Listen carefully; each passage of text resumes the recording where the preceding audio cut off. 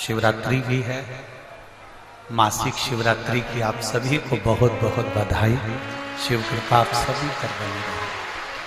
साधना कर रहे हैं आप, भले आराधना कर रहे हैं, शिव जी की आराधना में लगे हैं, भले आपने कह दिया शिवरात्रि को भगवान की शादी हुई थी, यह आपकी सोच है, यह आपका विचार है, पर शास्त्र, हमारा पुराण, हमारा वेद, हमारा शास्त्र कहता है शिवरात्रि के दिन भगवान शंकर का प्रागट्य हुआ था। हाँ, माँ जगज्जननी के साथ में मंगल विवाह की रात्रि हो, हम मना नहीं करेंगे, पर विचार करना कि शंकर भगवान की शिवरात्रि साधना की रात्रि होती है। शंकर भगवान की शिवरात्रि एक आराधना की रात्रि होती है। हमने पहले भी कथाओं में कहा, हर महीने शिवरात्रि आती है, प्रत्येक महीने शिवरात्रि पड़ती है, और प्रत्येक महीने की शिवरात्रि पर अगर आपसे बन सके, आप दुनिया में अगर आपके पास में लोग कहें कि यह बहुत गरीब व्यक्ति है, बहुत साधारण व्यक्ति है, इसके पास धन नहीं है, वैभव नहीं है, सत्ता नहीं है, इसके पास खुद का मकान नहीं है, इसके पास खुद की प्रॉपर्टी नहीं है, इसके पास खुद की दुकान नहीं है, दूसरे के यहाँ काम करता है, इसके पास कुछ भी नहीं है, हम उनसे कहेंगे 12 महीने शिवरात्रि आती है, 5 जगह पर चढ़ाई हुई बेलपत्र, आप एक वर्ष 12 शिवरात्रि का एक नियम ले लो, 5 जगह पर बेलपत्र समर्पित करना सीख जाओ। एक बेलपत्र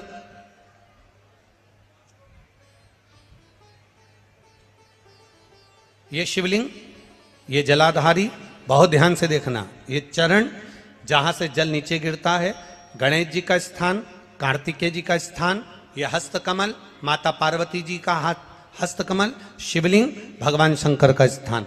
ऊपर से जो एक एक बूंद जल शिवलिंग के ऊपर गिर रहा है, शंकर भगवान की 5 बेटियां जया, विषहरा, शामरीबारी, दौतली, देव। बीच में जो एक मोटी सी लाइन है वो शंकर भगवान की छोटी लड़की, क्या नाम है? अशोक सुंदरी। ये पूरे शिवलिंग का वर्णन। 5 जगह पर बेलपत्र, 5 स्थान पर बेलपत्र, 12 महीने की शिवरात्रि। आप दूसरे के यहाँ काम कर रहे हो, नहीं है नौकरी, नहीं है काम, दूसरे के मकान में रह रहे हो, खुद का मकान भी नहीं, खुद का प्लाट भी नहीं, खुद की प्रॉपर्टी भी नहीं, बहुत संघर्ष की जिंदगी जी रहे हो, ठेला धका रहे, लॉरी चला रहे, गाड़ी चला रहे, ऑटो चला रहे, अपने लिए करने का प्रयास करना। घर में जितने सदस्य हैं, 12 महीने शिवरात्रि आती है, एक बेलपत्र अशोक सुंदरी वाली जगह पर, डंडी का मुंह नीचे की ओर, दूसरी बेलपत्र माता पार्वती जी के हस्त कमल पर। ये 2 पत्ती जो होती है, इस पत्ती के 2 भाग शिवलिंग के बीच में हो। तीसरी बेलपत्र भगवान शंकर के शिवलिंग पर, डंडी का भाग आपके विपरीत दिशा में हो, विपरीत दिशा में। चौथी बेलपत्र भगवान शंकर का जहां से जल बहकर जाता है, जमीन पर जो जल बहता है, जमीन पे से जो जल बहकर जाता है, चौथी बेलपत्र उस जमीन के जल पर जहां से वो पानी बहकर जा रहा है, पूरे शिवलिंग को छोड़कर जहां से पानी जमीन पर बहकर जा रहा है उस स्थान पर। और 5वीं बेलपत्र नंदी का जो पांव ऊपर उठा हुआ है, उस पांव के पास में 5वीं बेलपत्र समर्पित करना। एक शिवरात्रि से लेकर 12 शिवरात्रि जो 1 वर्ष तक कर लेता है, 1 वर्ष अपनी कड़ी मेहनत के साथ में मेहनत पूरी करना। और ये 5 बेलपत्र हर महीने जो शिवरात्रि आती है उस पे समर्पित करना प्रारंभ कर दीजिए और मेहनत करना प्रारंभ कर दीजिए। आपको आपके कर्म का फल मिलेगा। साल भर के अंदर आप अच्छे बनकर बैठ सकते हैं। शिवरात्रि 12 महीने आती है, 12 महीने, हर महीने शिवरात्रि।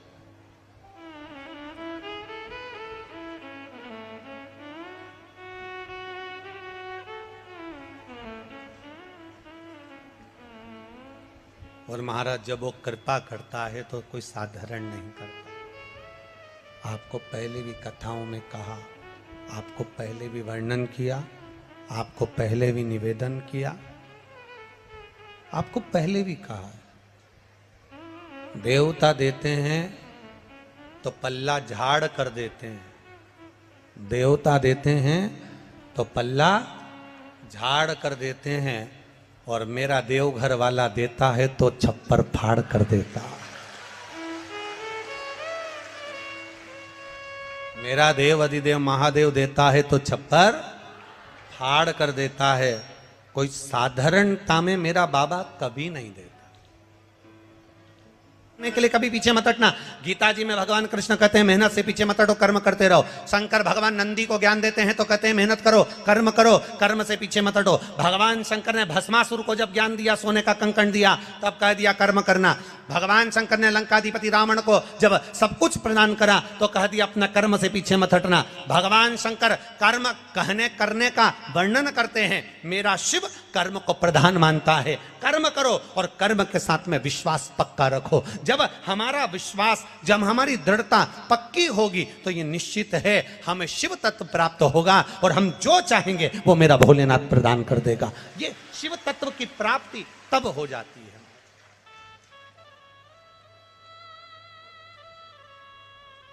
आप मित्रता 200 से, आपके क्लास में 200 लोग हैं, 200 लड़के हैं, 200 बच्चे हैं, उनसे मित्रता मत रखो। 2-1 से मित्रता पूरी होगी। 40 बच्चे हैं, 1-2 से मित्रता पूरी होगी। उसी तरह संसार में ना जाने कितनों से मिलना होगा, पर एक मिलन मेरे महादेव से ऐसा मित्रता का रखना कि बाबा के ऊपर सब छोड़ देना कि अब तेरे ऊपर छोड़कर चल रही हूं। मैंने सुना शिव महापुराण में कि तू एक कंकर में शंकर समाहित होता है। मैंने सुना शिव महापुराण में एक लोहे के टुकड़े को भी तू सोना बना देता है। मैंने सुना शिव महापुराण में एक कांच के टुकड़े को तू हीरा बना देता है। मैंने सुना शिव महापुराण में कि 12 शिवरात्रि का जो वर्णन है करा, 12 शिवरात्रि का जो स्मरण करा, 5 बेलपत्र का जो वर्णन किया, वो बेलपत्र का मैं भी उसको चढ़ाना प्रारंभ करूं। 12 शिवरात्रि पूरी होगी, मेरा देव अधिदेव महादेव सुनेगा जरूर और मेरी झोली भरेगा जरूर।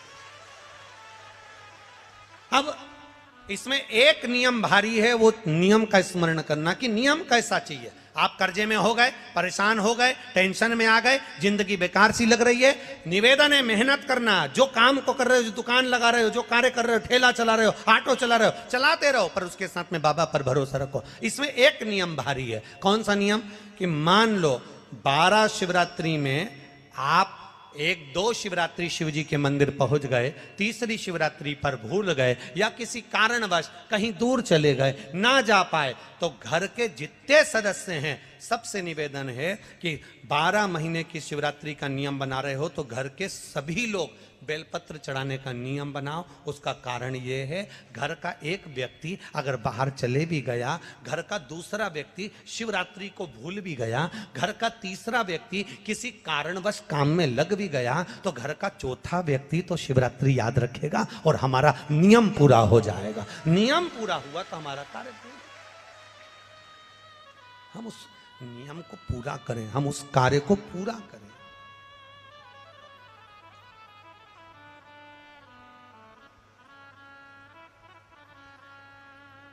मेरे बाबा दया करना, मैं तेरे भरोसे हूँ। भोले बाबा दया करना, मैं तेरे भरोसे हूँ। ना घर के ना परिवार के, मेरे बाबा दया करना, मैं तेरे भरोसे। मेरे बाबा दया करना, मैं तेरे भरोसे। ना इनके भरोसे हूँ, ना उनके भरोसे हूँ, ना इनके भरोसे हूँ, ना भरोसे हूँ। मेरे बाबा दया करना, मैं तेरे भरोसे हूँ। मेरे बाबा दया करना, मैं तेरे भरोसे। हम उसके सहारे रहें, हम उसके भरोसे रहें। जब हमारा विश्वास दृढ़ होगा, 5 बेलपत्र के नियम को जब हम समझ जाएंगे, हमारी जिंदगी सार्थक हो जाएगी, हमारा जीवन धन्य हो जाए।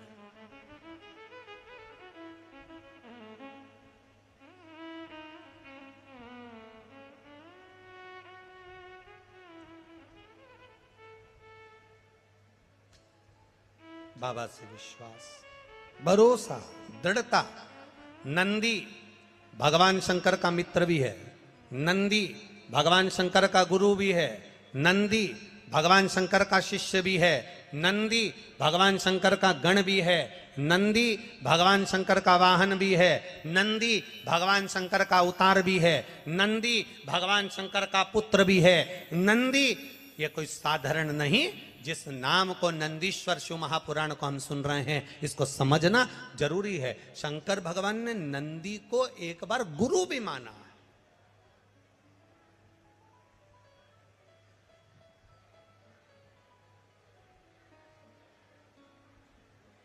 एक बार नंदी को गुरु मान लिया भगवान ने।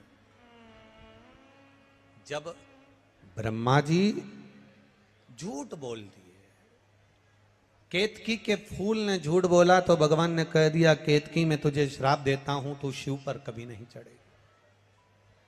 गौ माता को श्राप दिया भगवान ने झूठ बोलने पर कि तू झूठ बोली है, इसलिए तेरा पूरा शरीर पूजा जाएगा पर तेरा मुख अपूज्य होगा। अपूज्य। अब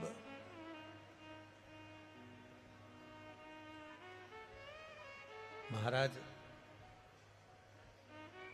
ब्रह्मा जी की बारी आई और ब्रह्मा जी ने जो झूठ बोला, ब्रह्मा जी कहते हैं आकाशवाणी झूठी है।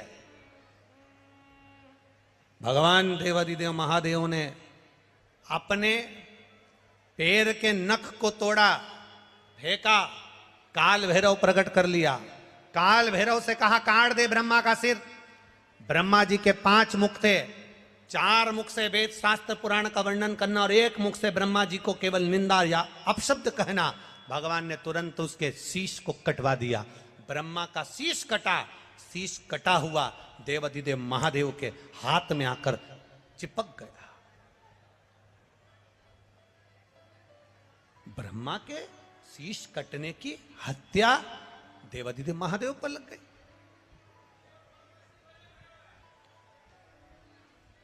कपाल लग गया हाथ से, शीश लग गया हाथ में,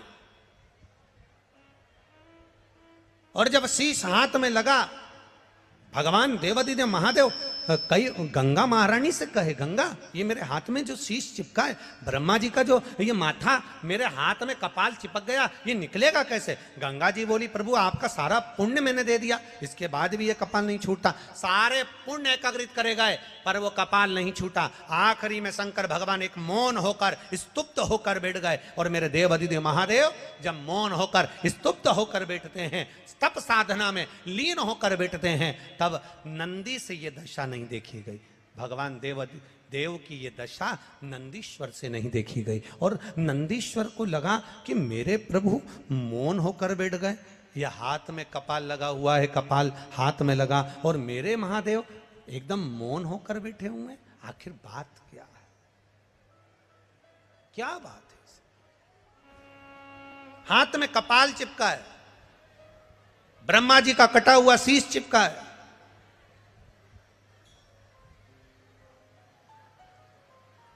और हाथ में जब ब्रह्मा जी का कटा हुआ शीश चिपका हुआ है, भगवान शिव तप साधना करने के लिए बैठ गए। अब वो कपाल हाथ से निकल नहीं रहा।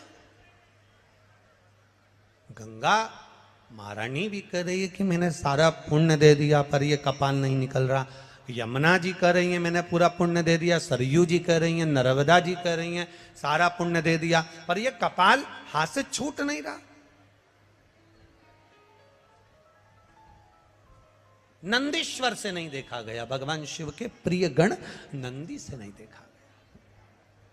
और जब नंदीश्वर से नहीं देखा गया तो नंदीश्वर उसी समय पर वहां से ओझल हो जाते हैं, चले जाते हैं।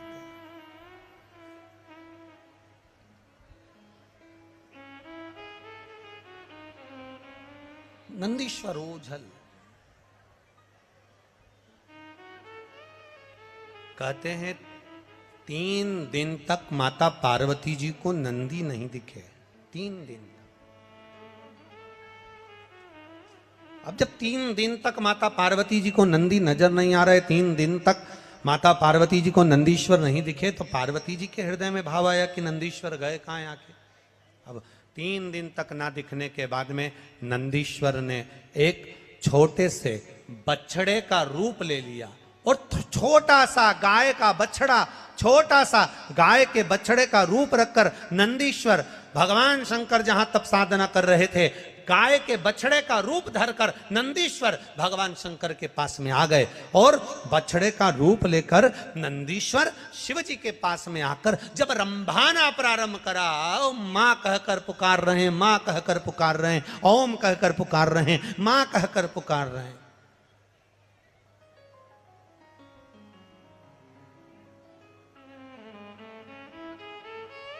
आप लोगों के यहां पर जो लोग गाय को पालते हैं, गौ माता की सेवा करते हैं, उनके घर में बछड़ा होता है, तो बछड़ा जब चिल्लाता है ना, तो उसके बोलने में एक शब्द निकलता ओम। क्या शब्द निकलता है? ओम। ओमा, ऐसा शब्द निकलता है। सुना है कि नहीं सुना? आप लोगों ने सुना है ना? गाय का बछड़ा जब चिल्लाता है, ओम कर कर चिल्लाता है, ओमा मां, ऐसा शब्द कर कर जब चिल्लाता है तो उसमें ओम का नाद होता है, ओम का नाद। अब बछड़े ने चिल्लाना प्रारंभ करा और बछड़ा जैसे जैसे चिल्लाया, शंकर भगवान तप साधना में डूबे थे और देवाधिदेव महादेव जब तप साधना में डूबे हुए और बछड़ा चिल्ला रहा है, जम के आवाज लगा रहा, मां मां मां चिल्ला रहा है, बहुत तेज तेज चिल्ला रहा है, शिव जी के नेत्र खुल गए, तप साधना टूट गई।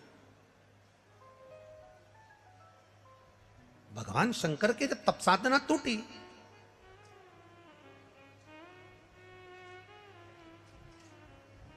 शिव जी ने देखा कि ये बछड़ा आया है और तप साधना मेरी तोड़ दिया है, और बछड़े ने चिल्लाकर कहा, मां, शंकर भगवान के डमरू की जो डोर थी, उस डमरू की डोर को छोटे से बछड़े ने अपने छोटे से सींग में उस डमरू की डोर को लटका लिया।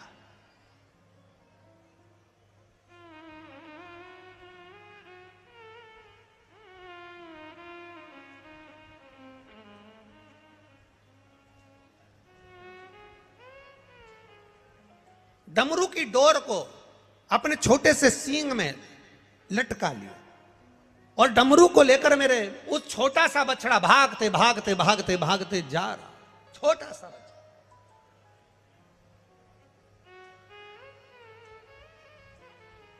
पहुंच गए पंचवटी, नासिक, गोदावरी का तट।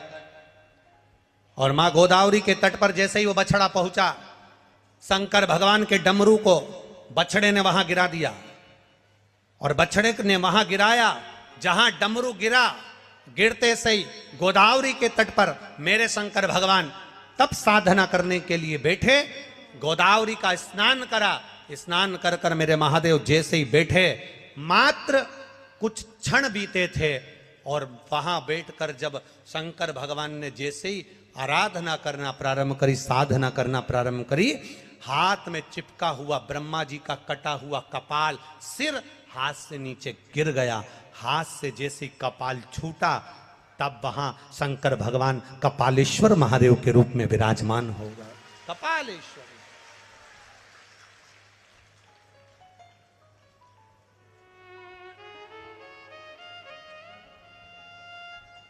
दुनिया के केवल मात्र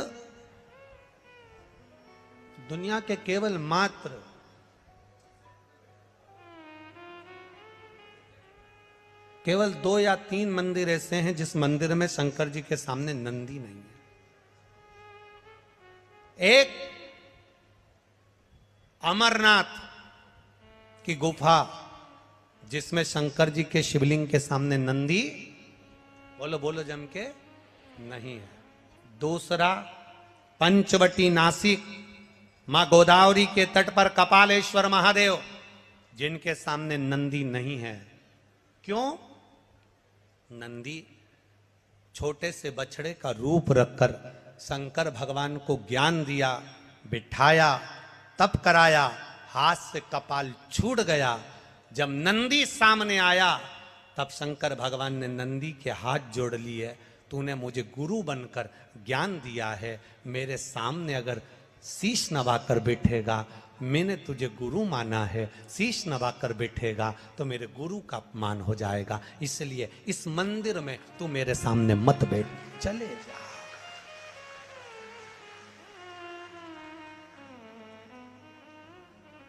नासिक का पंचवटी में कपालेश्वर महादेव गोदावरी के तट पर एक ऐसा मंदिर, भारत की भूमि का वो सिद्ध मंदिर जहां पर भगवान शंकर अपने नंदी को सामने नहीं रखते हैं, क्योंकि मैंने इसको गुरु माना और गुरु ज्ञान दिया, इसलिए मुझे गोदावरी के तट तक पहुंचा दिया। मान लो ये शिवलिंग, ये जलाधारी, किसी किसी मंदिर में नंदी मंदिर के बाहर होता है, गर्भगृह के बाहर। बोलो सही है कि गलत है? अब जरा समझ लेना बहुत अच्छे से हैं। किसी किसी मंदिर में नंदी जो मंदिर अंदर का होता है गर्भगृह, उस गर्भगृह से बाहर होता है। किसी किसी मंदिर में नंदी का जो शिवलिंग होता है भगवान का, उसके सामने जो जलाधारी होती है, नंदी उसके सामने होता है। बोलो करें दर्शन। किसी किसी मंदिर में नंदी, शंकर भगवान में मंदिर में अगर छोटी जगह है तो साइड में भी नंदी हो जाता है, करें दर्शन। कहीं कहीं शिवलिंग है, जलाधारी है, सब कुछ है, गणेश जी नहीं है, कार्तिकेय जी नहीं है, पार्वती जी नहीं है, केवल शिवलिंग है, जलाधारी है और नंदी है, करें हैं दर्शन। किसी किसी मंदिर में केवल शंकर भगवान का स्वरूप विराजमान है, शिवलिंग विराजमान है, नंदी नहीं है। तो शिव महापुराण की कथा यहां वर्णन कर रही है, उसको जरा समझिएगा। शिव पुराण कहती है, भगवान शंकर का चरित्र कहता है, शिव तत्व कहता है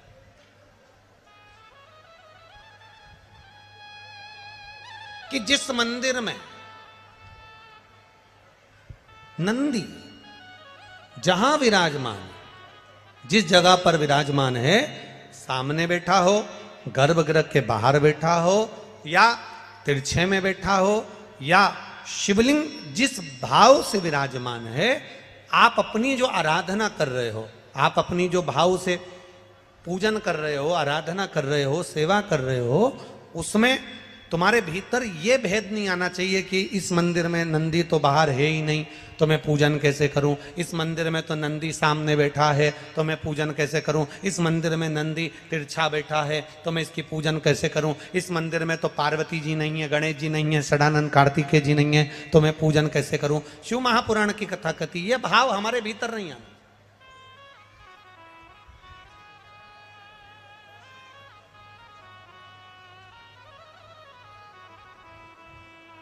शिव का ओटला, ओटले से मतलब है कि कहीं कहीं वृक्ष के नीचे भगवान शंकर बैठे रहते हैं, तो वहां मंदिर नहीं होता, केवल एक ओटला है, केवल ओटला, और उस पर शिवलिंग रखा हुआ है। केवल एक ओटले पर भगवान शंकर का शिवलिंग रखा है। या मंदिर है, गर्भगृह है, बड़ा चौक नहीं है। शिव महापुराण की कथा कहती है, जहां पर शंकर भगवान विराजमान होते हैं, जहां शिवलिंग रखा हुआ होता है, जिस ओटले पर शंकर भगवान का शिवलिंग विराजमान होता है, जिस गर्भगृह में शंकर भगवान का शिवलिंग विराजमान होता है, अगर वहां नंदी का भी तुमको दर्शन नहीं हो रहा है, वहां नंदी तुम्हें दिखाई नहीं पड़ रहे हैं, तो भी तुम यह मान कर चलना कि बिना नंदी के शंकर भगवान वहां बैठा ही नहीं है। ओटले पर भी अगर बैठा है तो नंदी की पीठ पर ही बैठा है। जहां वो बैठा है, गला पकड़ रहा है, रे बाबू गला पकड़ रहा है, वो नंदी वहां विराजमान है, वो नंदी वहां बैठा, नंदी कहीं दूर नहीं है। शिव करुणा कह रही है, शंकर भगवान का गुणगान कह रहा है, शंकर भगवान की कथा कह रही है, शिव तत्व कह रहा है, शिव उपासना कह रहे। हमारी दृष्टि में भेद मत करो कि मंदिर में नंदी है कि नहीं है, नंदी है कि नहीं है, गणेश जी है कि नहीं है, कार्तिकेय जी है कि नहीं है, पार्वती जी मंदिर में है कि नहीं है, ये भेद हमको नहीं करना। हमको तो केवल एक देखना है, क्या मंदिर के अंदर शिवलिंग है? हमें केवल शंकर, हमारा शिव जहां है वहां गणेश भी है, रिद्धि सिद्धि भी है, षडानंद कार्तिकेय भी है, पार्वती भी है और नंदी भी है। और नंदी अकेला नहीं, 33 कोटि देवी देवता भी वहीं पर विराजमान। जहां शिवलिंग, जहां शंकर भगवान का शिवलिंग विराजा है वहां सब कुछ है। फिर हमको नहीं देखा, वह सर्वस्व है।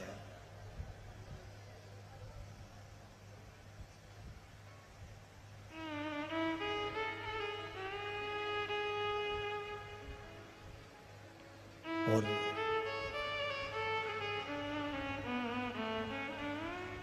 महाराज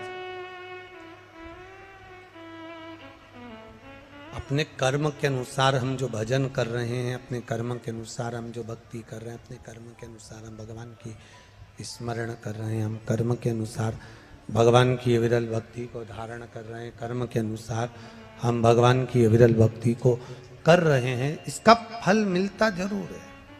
एक बात अपने जीवन में उतार कर रखना, कोयले की खदान में काम करोगे तो चेहरा काला पड़ जाएगा,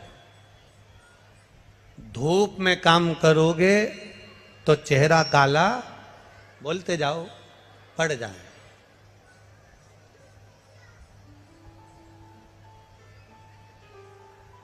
कोयले का काम करा तो भी चेहरा काला हुआ, धूप में काम करा तो भी चेहरा काला हुआ। और कोई कोई ऐसा होता है कि पैदा ही काला होता है।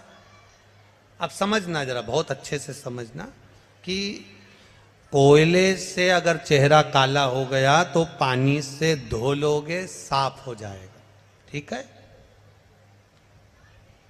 धूप से अगर चेहरा काला हुआ तो क्रीम से साफ हो जाएगा।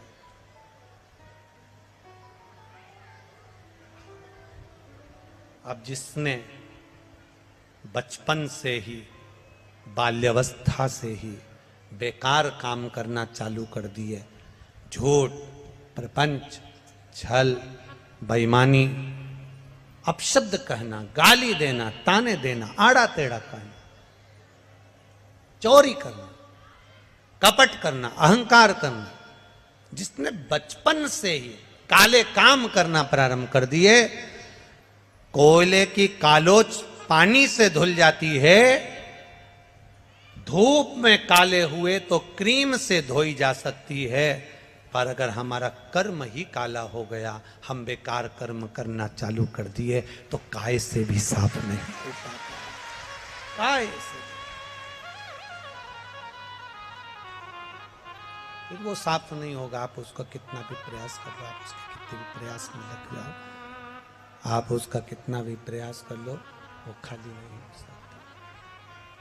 आप अच्छा कर्म करेंगे, बेस कम कर दे बाबा, आप अच्छा कर्म करेंगे और अच्छा कर्म करेंगे तो उसका फल हमें अनुकूलता में प्राप्त जरूर होगा।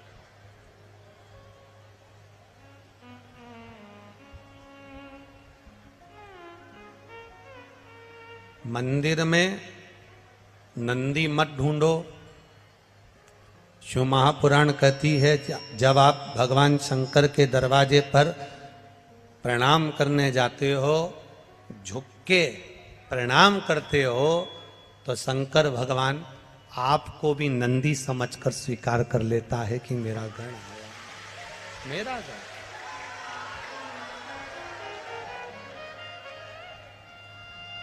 आप कुछ मंदिर में नंदी ढूंढना प्रारंभ ना करिएगा।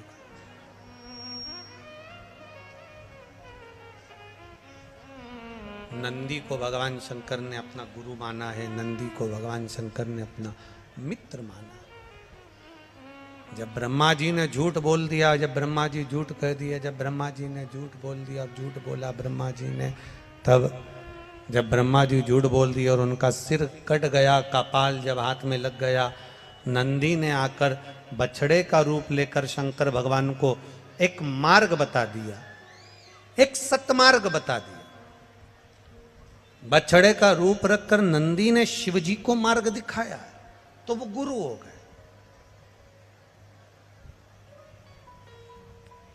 जो आपको सतमार्ग बताए, सही जगह तक ले जाकर छोड़े, शंकर भगवान के मंदिर तक, शिवालय तक, देवालय तक आपको लगा दे, भगवान से आपको जोड़ दे, तो समझ लेना कि जिंदगी में कोई असली गुरु हमको प्राप्त हो गया, जिसने हमें देव अधिदेव महादेव से जोड़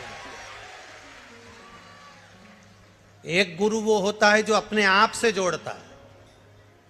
एक गुरु वो होगा जो आपसे कहेगा कि हमारे पास आओ, हमारे पास बैठो, हमारे चरण की पूजन करो, हमारी पूजन करो, हमारा फोटो की पूजन करो, हमारी आराधना करो, हमारी आरती उतारो, हमारे दीप जलाओ, हमारे माला पहनाओ। एक गुरु वो होगा जो अपनी पूजन कराएगा, अपने पास बिठाएगा, अपने द्वार बुलाएगा। और एक गुरु वो होता है जो अपने पास नहीं बिठाता, अपने पास नहीं बुलाता, अपनी पूजन नहीं कराता। वो कहता है अगर जाना है तो भगवान के दरवाजे जाओ, शिव को एक लोटा जल चढ़ाओ, शिव की आराधना करो।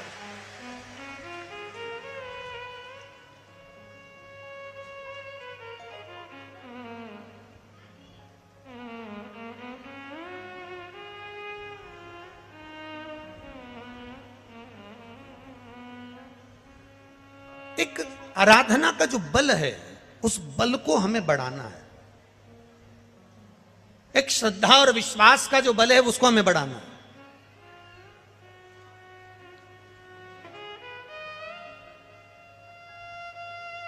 हमारा केवल इतना सा निवेदन है, मंदिर में आप किसको ढूंढ रहे हो? महापुराण की कथा कहती है, आपके हृदय में अगर भगवान विराजमान है, आपके हृदय में अगर शिव बैठा हुआ है, आपके हृदय में भगवान शंकर अगर विराजमान है, तो आपको शंकर जी को ढूंढने की जरूरत नहीं पड़ेगी। नंदी शंकर भगवान को नहीं ढूंढता, शिव अगर आपके दिल में बैठे हैं तो आपको शंकर भगवान को ढूंढने की जरूरत नहीं पड़ेगी। भीतर बैठा हुआ शंकर आपको ढूंढ लेगा, आपको ढूंढेगा, शिव ढूंढेगा।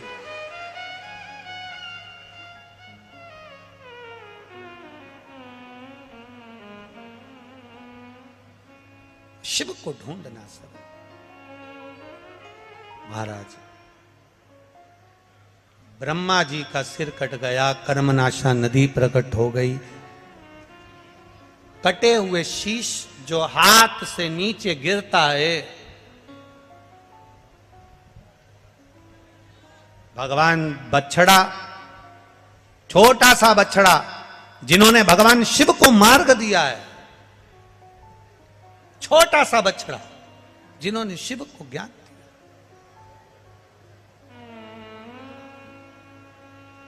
ऐसा नहीं कि ज्ञान केवल व्यासपीठ से ही मिलता है, ऐसा नहीं है। ज्ञान तो आपको कहीं पर भी प्राप्त हो सकता है, कहीं पर भी।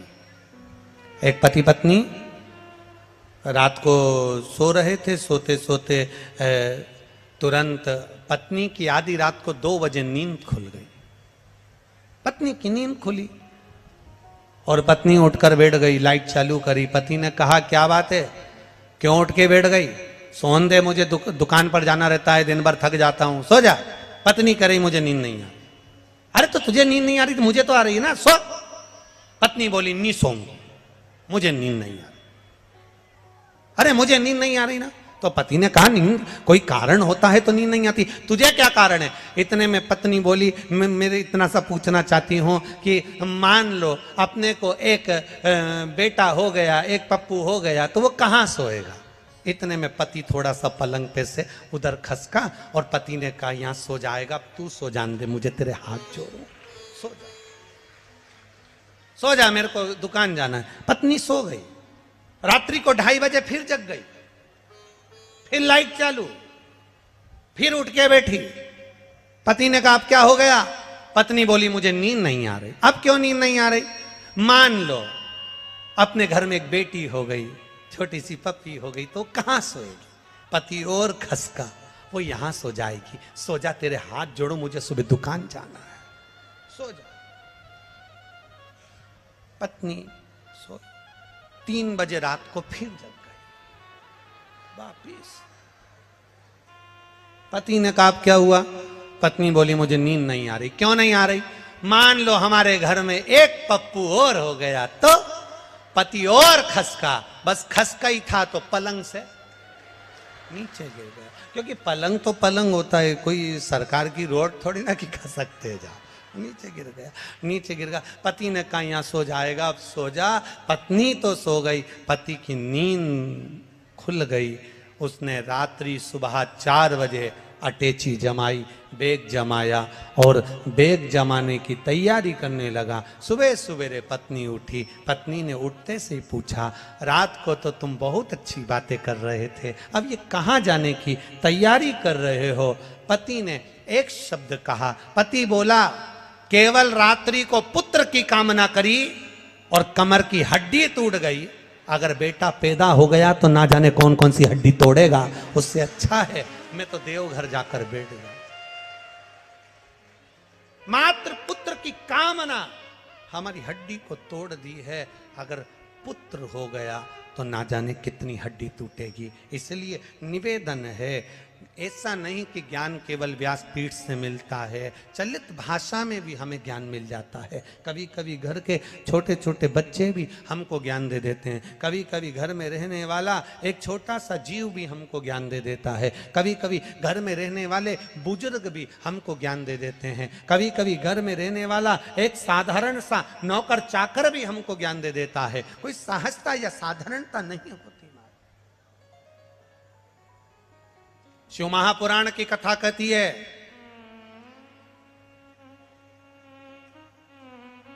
जिसके घर में 4 नौकर हैं, 8 नौकर हैं, वो सेठ नहीं होता। शिव पुराण कह रहे जिसके घर में 4 नौकर काम कर रहे हैं वो कभी सेठ नहीं होता। शिव महापुराण की कथा कह रही है जिसके घर में 8 नौकर काम कर रहे हैं वो सेठानी नहीं होती, वो सेठ नहीं होता। शिव महापुराण की कथा कहती है तुम्हारे घर में 4 नौकर काम कर रहे हैं तो ये मत समझना कि तुम सेठ हो। तुम्हारे घर में 8 नौकर काम कर रहे हैं तो ये मत समझना कि तुम सेठ हो। दुनिया का सेठ वो होता है जो 4 नौकर के बराबर का काम खुद अकेला कर लेता है, वो दुनिया का सबसे बड़ा सेठ होता है। 4 नौकर काम करे उससे सेठपन नहीं आता। 8 लोग तुम्हारे यहां काम करे उससे तुम सेठ नहीं कहलाते। सेठ तब कहलाते हो जब 4 लोगों का काम करने की सामर्थ्यता, 8 आदमी की काम करने की सामर्थ्यता तुम्हारे भीतर भोलेनाथ दे दें और तुम अकेले ही 10 पर भारी पड़ जाओ तो समझना कि दुनिया के सबसे बड़े सेठ हो। अब मालूम पड़े व्यक्ति इतना मक्कार होता गया, इतना मक्कार होता गया। शरीर काम 4 नौकर काम कर रहे, झाड़ू वाली लगी, पोछे वाली लगी, बर्तन वाली लगी, कपड़े वाली लगी, सब कुछ। अब मालूम पड़े झाड़ू वाली, बर्तन वाली, कपड़े वाली सब लगी और मालूम पड़े शरीर जितना काम करता था वो निठल्ला हो गया। जो शरीर ज़्यादा बैठा रहता है उसके ऊपर बीमारी धीरे धीरे जैसे मक्खी मिठाई जहां पड़ी रहती है वहीं पर लगती है, बीमारी भी जो शरीर हिलता ही नहीं, काम करता ही नहीं, ना झाड़ू ना बर्तन ना काम ना काज, बस बीमारी भी उसी के ऊपर गुड़ गुड़ गुड़ गुड़ करके मक्खी जैसी झूम जाती है। कहीं लीवर, कहीं किडनी, कहीं ब्लड प्रेशर, कहीं शुगर, कहीं थायराइड, कहीं कुछ, कहीं मालूम पड़े कुछ ना कुछ बीमारी उसके साथ जीवन में चलती रहती है। तो समझ लो कि तुम्हारे यहाँ नौकर ज्यादा काम कर रहे हैं, तुम कम काम कर रहे हो। जिस दिन तुमने काम करना चालू कर दिया, बीमारी दूसरी जगह चली जाएगी, तुम्हें छोड़ दे। वचन, आज शिवरात्रि के दिन मासिक शिवरात्रि है, आप भी वचन दो, आप भी प्रॉमिस करो कि मैं शंकर के मंदिर रोज सुबह से जाऊंगा। मेरा प्रॉमिस है। शिव को नहीं छोड़ सकती मैं, मेरे बाबा को मैं नहीं छोड़ूंगा। और जिसने ये संकल्प कर लिया कि मैं मेरे बाबा को नहीं छोड़ सकती, लोग कितनी भी बुराई करें, लोग कितनी भी निंदा करें, लोग कितना भी अपशब्द करें, शंकर की निंदा करने वाले, शिव महापुराण की निंदा करने वाले, शंकर के लिए अपशब्द कहने वाले, क्योंकि हाथी को मालूम है कुत्ते ही भोगते हैं, इंसान को कभी भोगते हुए देखा नहीं। कौन भोगेगा? कुत्ता। तो हाथी जब चलता है तो इतनी मस्ती में चलता है कि उसको मालूम है कि ये सारे कुत्ते मुझे भोगेंगे और मुझे पलट के नहीं देखना, मुझे चलते जाना, तो मैं पार हो जाऊंगा। ये एरावत हाथी के 14 रत्न में से निकले हुए, वो मंथन में निकला हुआ एक एरावत हाथी हमको ज्ञान देता है कि मस्त होकर चलो, हो आनंद में चलो। और हाथी को देखते देखते चलना कि हाथी कितना मस्त होकर चलता है, आग लगे बस किसी को नहीं देखता, वो तो बढ़िया सूंड हिलाता,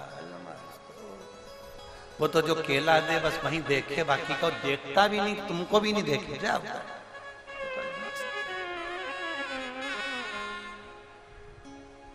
और बस यही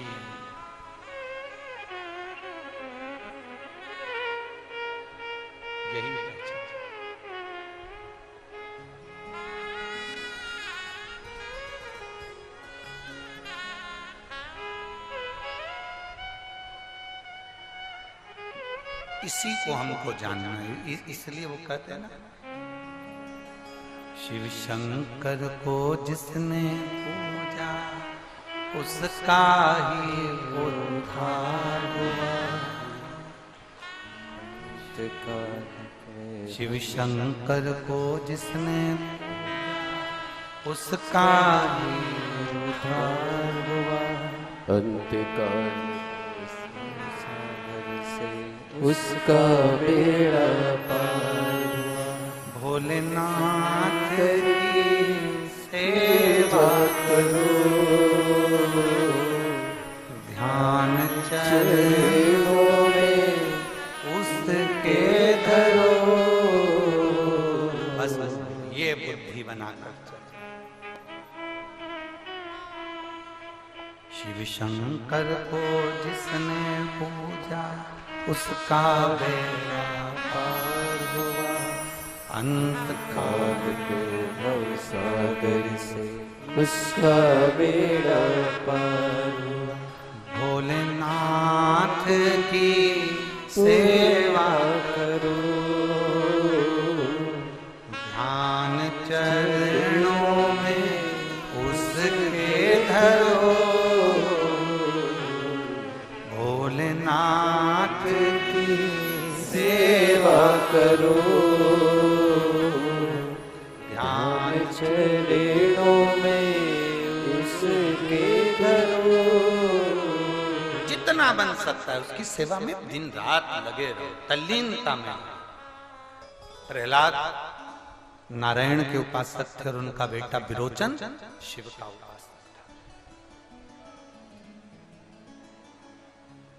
शिव की भक्ति में डूबे रहते, दोनों पति पत्नी विरोचन और विशालाक्षी, दोनों। विरोचन की धर्मपत्नी विशालाक्षी भी शंकर की आराधना करती, बहुत कम परिवार ऐसे होते हैं जिसमें पति पत्नी भगवान के मंदिर साथ जाएं या शंकर की आराधना में डूबे रहें। अगर आपका पति आपको साथ लेकर कथा में आ रहा है, आपका पति आपको कथा तक छोड़ रहा है, आपका पति आपको मंदिर तक ले जा रहा है, आपकी पत्नी आपके साथ अगर मंदिर तक कथा तक जा रही है, तो समझ लेना कि आप दुनिया के सबसे श्रेष्ठ व्यक्ति हो, आपके बराबर किसी का भाग्य नहीं। आज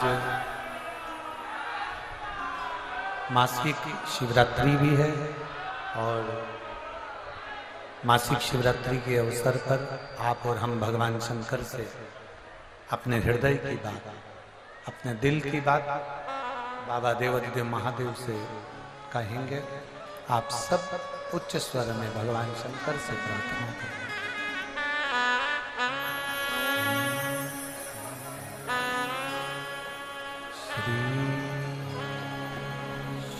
शिवाय नमस्तु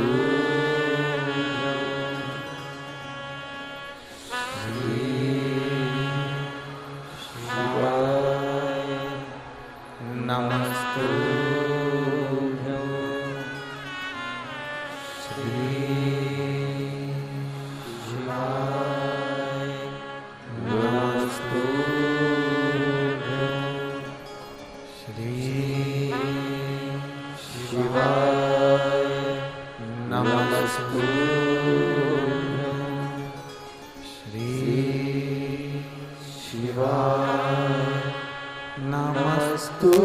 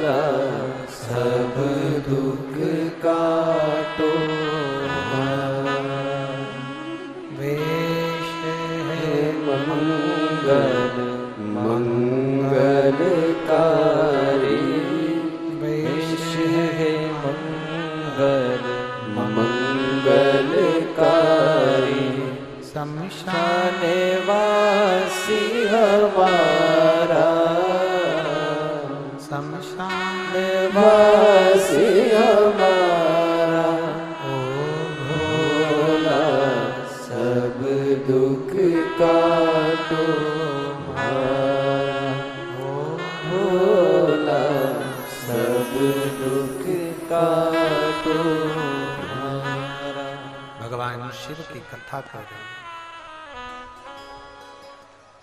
शिव चरित्र कर रहा है, भगवान देवाधिदेव महादेव का चरित्र वर्णन कर रहा है। प्रहलाद भगवान नारायण के उपासक, विरोचन शिव जी का उपासक, जो शंकर की शरण में गया उसने जिंदगी में कभी हार नहीं मानी। जो शंकर की शरण में चले गया, भगवान देवाधिदेव महादेव का गुणगान किया, भजन किया, कीर्तन किया, नाम जाप किया, वो कभी नहीं हारा।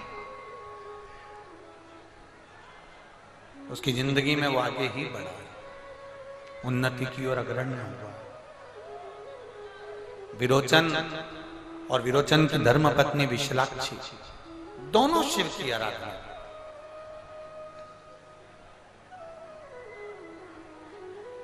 अब दोनों भगवान शंकर की आराधना में लगे हुए थे। प्रहलाद ने विरोचन को अपना राजपाट दे दिया था। भक्त प्रहलाद ने जब विरोचन को राजपाट दे दिया तो राजपाट पूरा विरोचन का हो गया था। उसकी धर्मपत्नी रानी बन गई थी, वो राजा बनकर बैठ गए थे। अब एक जब भगवान अच्छा पद दे दे, कुर्सी दे दे, प्रतिष्ठा दे दे, इज्जत दे दे, सम्मान दे दे, आपको अच्छी पदवी प्रदान कर दे, आप अच्छे औहदे पर पहुंच जाएं, अच्छे पद पर, अच्छी कुर्सी पर पहुंच जाएं, तो ये आपके ऊपर निर्भर करता है कि आप भगवान शिव की आराधना कितनी करते हैं।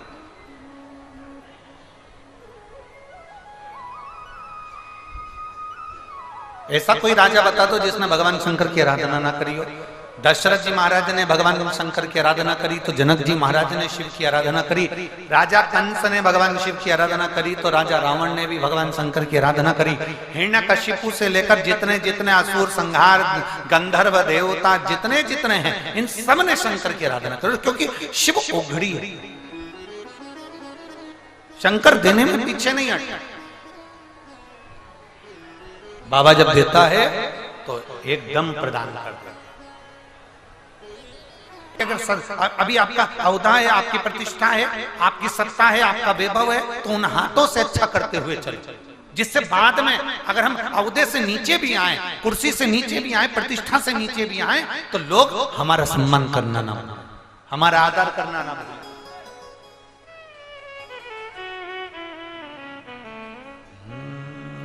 मत बुरे कर्म कर बंदे, वरना पछताएगा।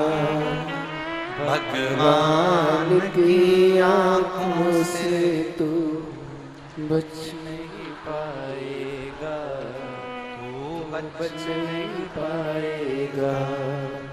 अरे ओ अज्ञानी मत करना, तेरे कर्म का फल भी तो ही पाएगा। जैसा किया तूने तेरे आगे आएगा। मत बुरे कर्म कर बंदे, वरना पछताएगा। भगवान की आंखों से तू बच नहीं पाएगा, तू बच नहीं पाएगा। आप जितना बन सके उतना समर्पण भाव, प्रेशर से जितना बन सके उतना समर्पण भाव रखिए। विरोचन सुबह के समय पर जो दान देगा, सुबह के समय पर जो दान तू देगा, तेरे लिए उत्तम। विरोचन ने दान करना प्रारंभ किया। इंद्र की सत्ता को भी विरोचन ने जीत लिया, विजय हो गया। इंद्र अपनी सत्ता के विहीन हो गए। क्यों?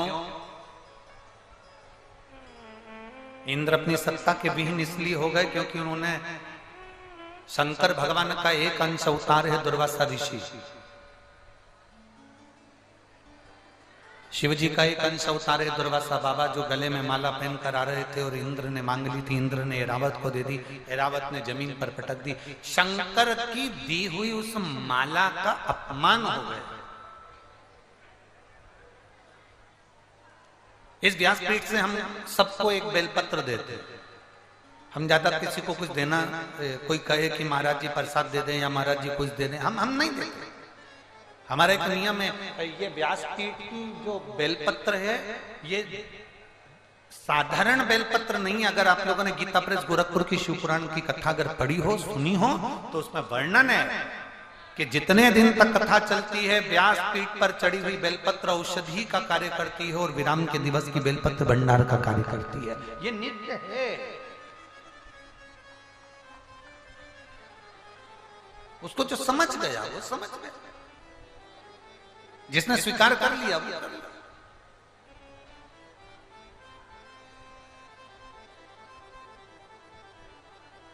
अब उसने जो पाया वो उसको मालूम पड़ेगा कि उसने क्या पाया।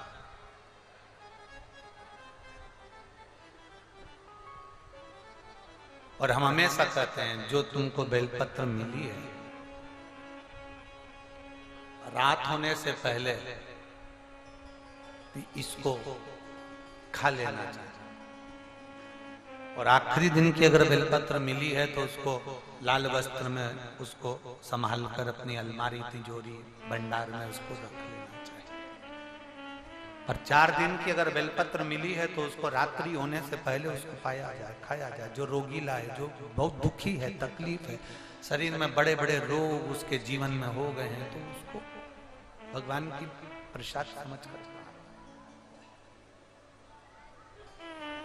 सारी समस्या का हल एक लोटा, उसको पाओ। विरोचन ने इंद्र के, क्योंकि इंद्र ने भगवान की माला का अपमान कर दिया था, इसलिए सत्ता के विहीन हो गया था, वैभव के विहीन हो गया था।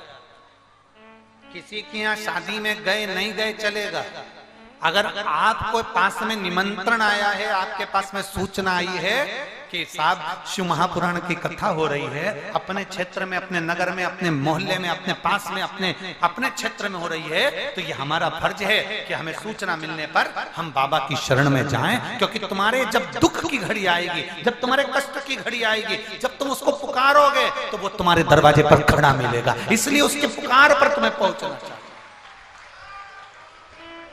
वो पुकारे और तुम जाओ। जो केवल कथा के रसतत्व के लिए आए हैं, जिनको भगवान शंकर से प्रीत बढ़ाना है, वो कथा के रसतत्व में डूबा हुआ है, उसको कोई मतलब नहीं किसी से, उसको तो केवल शंभू शंभू से उसको घर, बस वो शिव का शिव, उसके सिवाय कोई मतलब। विरोचन ने इंद्र की सत्ता को अपना बना लिया, इंद्र को दुखी हो गया, भगवान नारायण के पास जाकर विनती करी, नारायण से कहा, नारायण प्रभु मेरा इंद्रलोक, मेरा देवलोक चले गया, आप कृपा करिए मेरा देवलोक मुझे मिल जाए। भगवान नारायण ने कहा, देवलोक मिलना, मेरा देवलोक उस विरोचन ने ले लिया है, कैसे मिलेगा, कैसे प्राप्त होगा? भगवान विष्णु ने कहा, शंकर के भक्त हैं विरोचन, सुबह उठते हैं, मंदिर में अभिषेक करते हैं, शिवजी का अभिषेक विरोचन और विरोचन की धर्मपत्नी विशालाक्षी करती है। अभिषेक करने के बाद में उस अभिषेक का फल ये प्राप्त होता है कि वो उस अभिषेक से उठने के बाद दान करते हैं। आप भी नियम बनाओ दान करने का, धन का दान नहीं, सत्ता या वैभव या तुम्हारी संपदा का दान नहीं।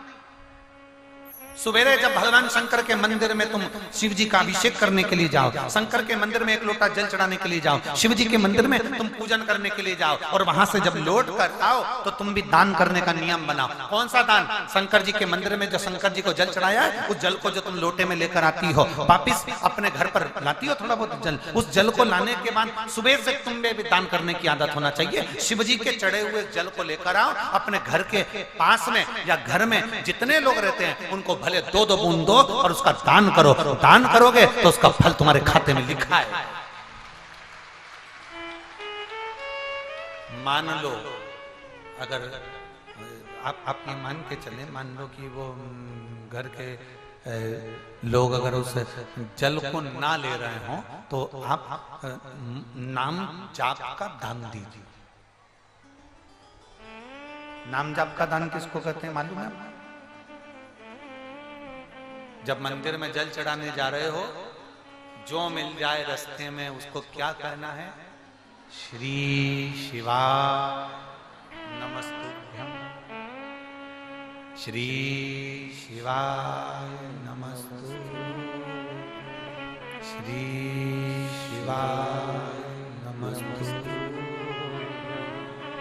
श्री शिवाय नमस्तुभ्यं, श्री शिवाय नमस्तुभ्यं। ये वो मंत्र है, श्री शिवाय नमस्तुभ्यं, वो जाप है जो आपको एनर्जी देता है, बल देता है।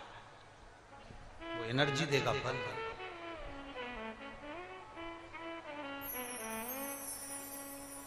आज एक आपको एक प्रैक्टिकल करने का कहते हैं, करोगे क्या सब लोग? पक्का?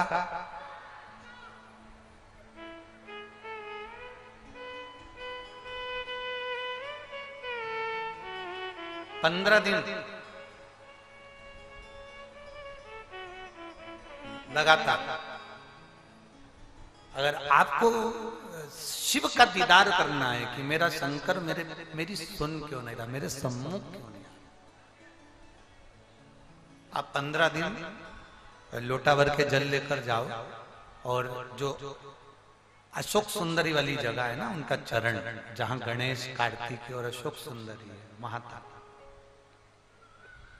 जल शिवलिंग पर ना चढ़ाते हुए अशोक सुंदरी वाली जगह पर चढ़ा। शिव जी को लगेगा ये गणेश को जल चढ़ा रही है, कार्तिकेय को जल चढ़ा रही है, अशोक सुंदरी को जल चढ़ा रही है, पर मुझे जल ना चढ़ा रही है। पक्का 15 दिन के अंदर सपने में महादेव खुद आकर तेरे को दर्शन नहीं दे,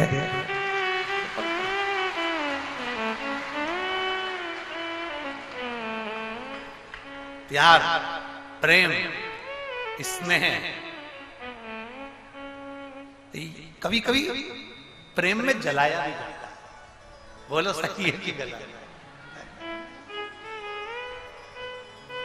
प्रेम इससे करा और उससे बात ना कर कर उसकी सहेली से बात कर रहे हो, तो जो पास में खड़ी है जलेगी ना। प्रेम, अब तुम अशोक सुंदरी पर जल चढ़ा रहे हो, तुम कार्तिकेय बाबा पर जल चढ़ा रहे हो, तुम गणेश जी महाराज पर जल चढ़ा रहे हो, तुम जहां वहां जल चढ़ा रहे हो। अब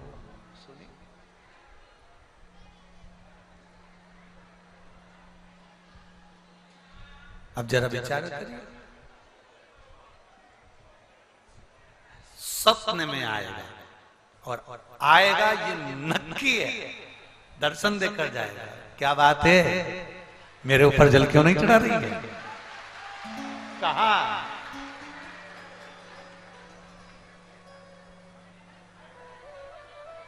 और मेरे भोले तेरा सहारा, मेरे भोले तेरा सहारा है, मेरी नैया का तू किनारा है, मेरी नैया का तू किनारा है। आप उसको पुकारोगे, वो आपके सम्मुख होगा, वो आपके सामने। आपने जल चढ़ाया पर उसको नहीं चढ़ाया ना, तो वो जो प्रीति है, बहुत दिन से जल चढ़ा रहे हो, 2-4 महीने हो गए, 6 महीने हो गए, 1 साल हो गया, 8 महीने हो गए, 10 महीने हो गए, इतना प्रेम बढ़ गया भोलेनाथ जी से। पहले तो आपको भी अटपटा लगेगा, जैसे ही लोटा भर के जल चढ़ाओगे ना, शिव जी पे नहीं चढ़ाओगे तो आपका भी हाथ अपने आप तुम चढ़ाओगे ना, अपने आप वहां जाएगा जो शंकर का शिवलिंग है। इसी को प्रेम, इसी को आसक्ति, इसी को स्नेह, इसी को प्रीति, इसी को आसक्ति, इसी को प्रीति, इसी को स्नेह कहते हैं, इसी को प्रीतता कहते हैं, इसी को स्नेह कहते हैं। आइए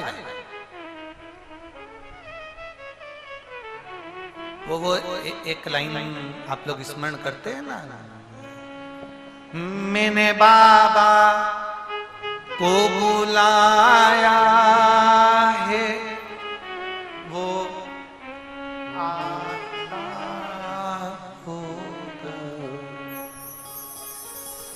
उसको पुकारा, वो आया।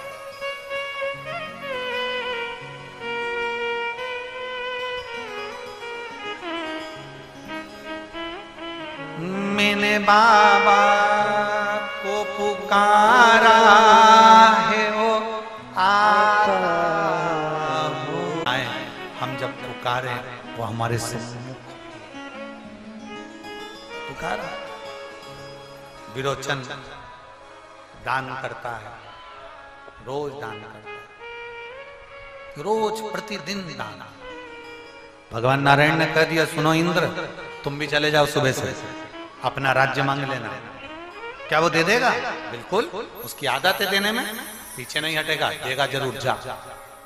विरोचन गया, विरोचन के दरवाजे पर इंद्र गए, ब्राह्मण का रूप रखकर इंद्र विरोचन के दरवाजे पर पहुंच गए। शंकर जी के मंदिर में पूजन कर विरोचन बाहर आ रहा था, और जब पूजन कर बाहर आ रहा था विरोचन, इंद्र ने विचार करा कि अगर मैं अपना राज्य मांगूंगा ले भी लिया और दूसरी बार इसने आक्रमण कर दिया और फिर ले लिया, तो इससे अच्छा है अगर मैं मांगू तो विरोचन से विरोचन के प्राण ही मांग लेता हूं कि तेरा शीश काट कर मुझे दे दे। शिव का भक्त है विरोचन, भगवान शंकर का भक्त है विरोचन, इससे मैं अपना शीश ही मांगना। ब्राह्मण का रूप रखकर, देखो भगवान नारायण ने कहा था तू तेरा राज्य मांगना, पर विरोचन के दरवाजे पर पहुंचकर ब्राह्मण के वेश में इंद्र ने कहा,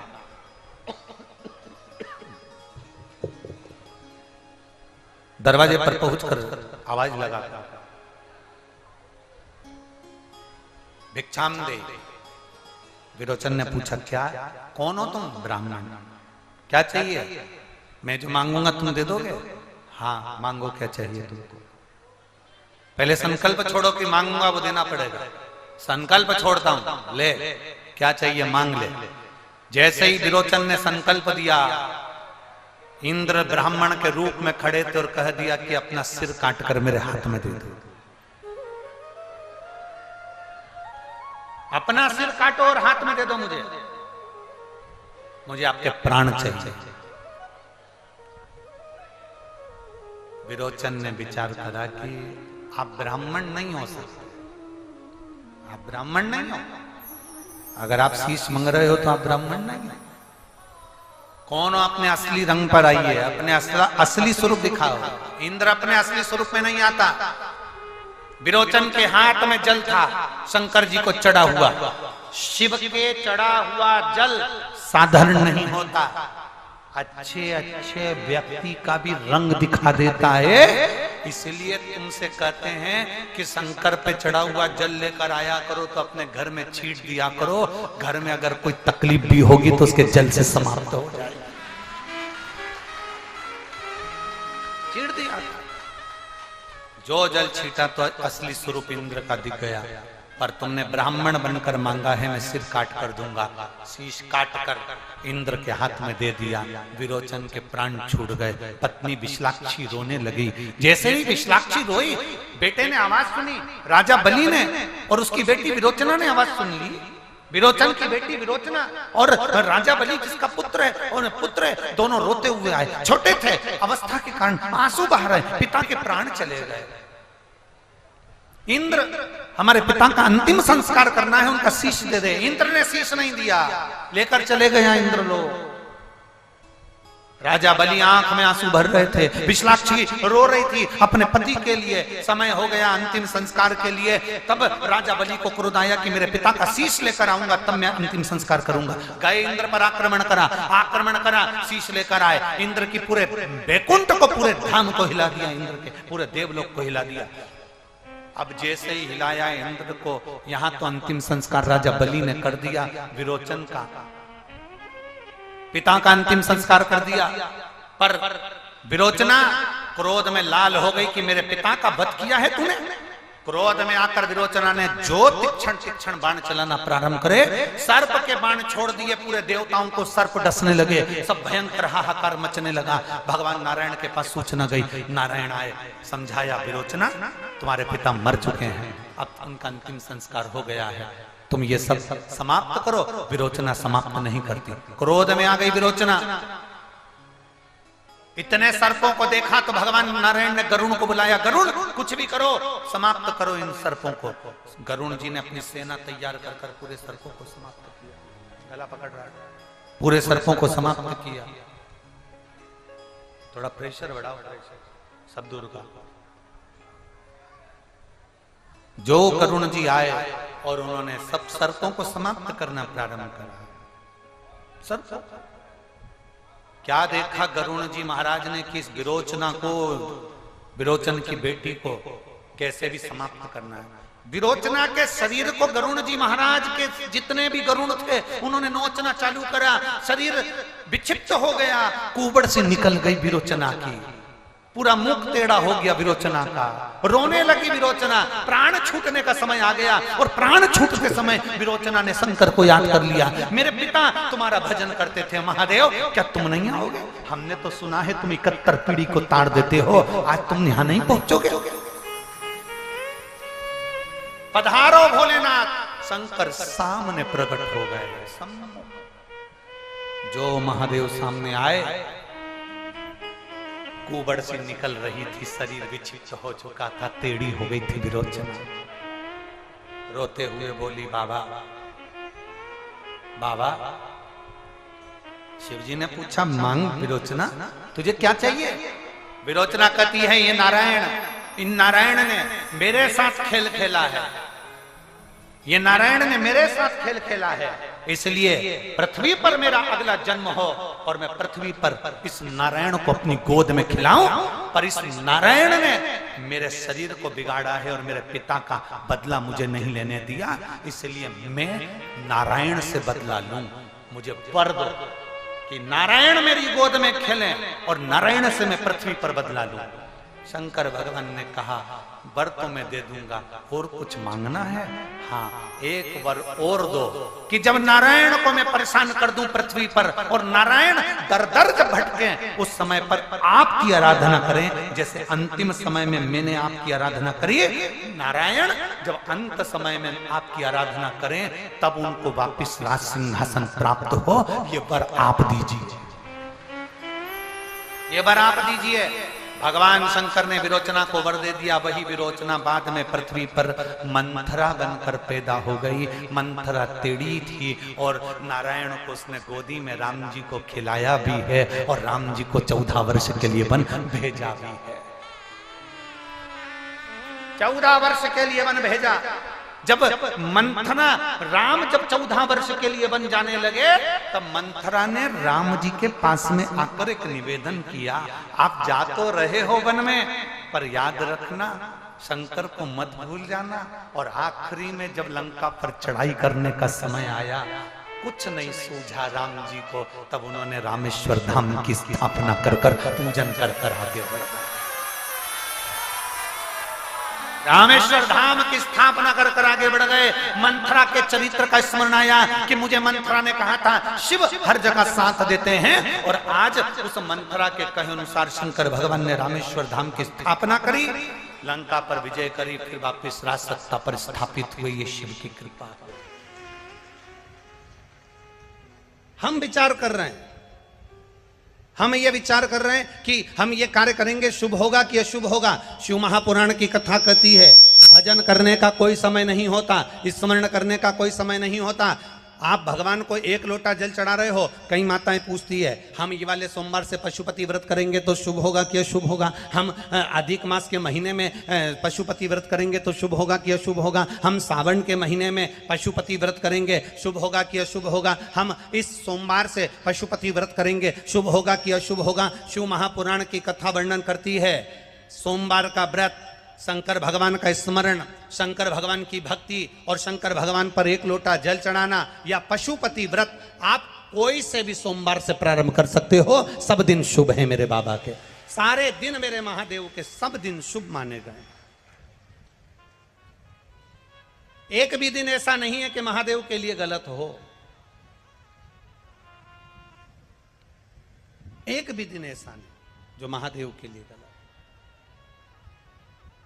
आप अगर भजन कर रहे हो, आप अगर स्मरण कर रहे हो, आप अगर मंत्र जाप कर रहे हो, आप अगर नाम जाप कर रहे हो, तो उसमें समय का पाबंदी नहीं कि आपने 2 घंटा भजन करा, 3 घंटा भजन करा, 4 घंटा भजन करा, स्मरण करा, मैंने 15 मिनट भजन करा। ना ना ना ना, शिव महापुराण की कथा कहती है, आप जब समय मिले, जैसा समय मिले, जैसा पल मिले, जैसी घड़ी मिले, जैसा नक्षत्र मिले, जैसा आपको अच्छा लगे, वैसे अपने जिंदगी में करते चलो। और आप अपने कर्म को करते हुए जब भगवान का नाम लेते हुए आगे बढ़ोगे, तो ये निश्चित है वो कर्म तुम्हारा फलेगा और तुमको उसका फल अवश्य प्राप्त होगा। ये निश्चित। आप कहाँ की कथा कह रहे हो? क्या नंदी भगवान शिव के गुरु हो सकते हैं? क्या नंदी भगवान शंकर के मित्र हो सकते हैं? नंदी भगवान शंकर के मित्र भी हैं, नंदी भगवान शंकर के गुरु भी हैं, नंदी भगवान शंकर के पुत्र भी हैं, नंदी भगवान शंकर का अवतार भी हैं और नंदी भगवान शंकर के वाहन भी हैं और नंदी भगवान शंकर के गण भी हैं। सब कुछ नंदी में समाहित, सब कुछ। अगर गुरु ना होते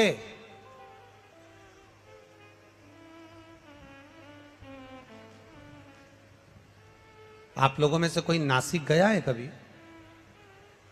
पंचवटी गए हो, नासिक गए हो, कुंभ के मेले में पहुंचे हो तो वहां दर्शन करे होंगे कपालेश्वर महादेव के। कौन से महादेव हैं? कपालेश्वर, कपालेश्वर महादेव। वो कपालेश्वर महादेव, कपालेश्वर महादेव भगवान शिव जब ब्रह्मा जी पर क्रोध करे, भगवान शंकर को जब ब्रह्मा जी पर गुस्सा आया क्योंकि उन्हें झूठ बोल दिया था, भगवान विष्णु पाताल में जाते हैं और ब्रह्मा जी आकाश में जाते हैं। ऊपर जाते जाते जाते जाते जाते जाते जाते जाते भगवान शंकर के शिवलिंग का आखिरी छोर शीश देखने के लिए जा रहे हैं। आखिरी छोर देखने के लिए, शीश देखने के लिए जा रहे हैं, आखिरी का छोर। और भगवान विष्णु नीचे पाताल में भगवान शंकर के शिवलिंग के चरण देखने के लिए जा रहे हैं। भगवान नारायण को मालूम था कि चरण नहीं मिलेंगे, नारायण वापिस आ गए। पर ब्रह्मा जी जाते गए जाते गए जाते गए और जाते जाते एक उन्होंने केतकी का फूल तोड़ लिया और एक गौ माता को लेकर भगवान विष्णु के पास आ गए। नारायण ने पूछा क्या आपको भगवान शंकर भगवान के शिवलिंग का शीश दिखा? तो ब्रह्मा जी बोले कि हमको शीश दिखा कि नहीं दिखा, पहले आप बताओ कि आपको चरण दिखा है क्या भगवान शंकर के शिवलिंग का?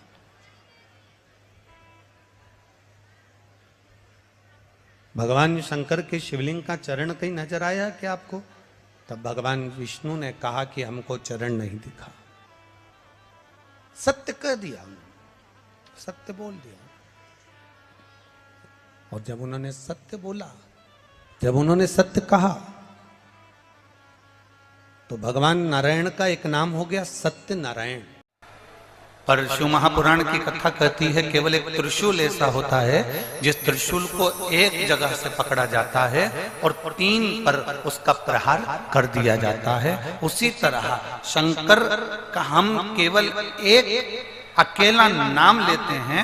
आपने शिव का नाम लिया, आपने शंकर का भजन किया और शंकर भगवान ने तुम्हारे नाना पक्ष में, तुम्हारे दादा पक्ष में और तुम्हारे कुल में ना जाने कितनों को तीनों पक्ष में तार दिया है। वो शिव तत्व है, वो शंकर है, वो घड़ी है। बोल बम का नारा है। बाबा मैंने खाया पिया है, तेरा शुक्रिया है, तेरा शुक्रिया है। मुझे भोले बाबा ने बहुत दे दिया है, तेरा शुक्रिया है, तेरा शुक्रिया। इतने फोटो खींचे, उसमें से कुछ अच्छे आए जो तुमने लगाया। रोज मंदिर गए, जरूरी नहीं है कि तुम्हारा रोज बाबा से मन जुड़ जाए, जरूरी नहीं है कि तुम्हारा रोज बाबा से दिल जुड़ जाए। रोज मंदिर गए, पर कोई एक दिन ऐसा होगा, कोई एक पल ऐसा होगा, कोई एक घड़ी ऐसी होगी कि तुम बाबा से ऐसे जुड़ जाओगे और ऐसे लग जाओगे कि बाबा तुम्हारा हो जाएगा और तुम बाबा के हो जाओगे। तुम बाबा। बोल बम का नारा है सारी समस्या का हल। शिव को चढ़ाओ एक लोटा जल, हमारा बदलेगा कल। हम शिव के होंगे और शिव हमारा।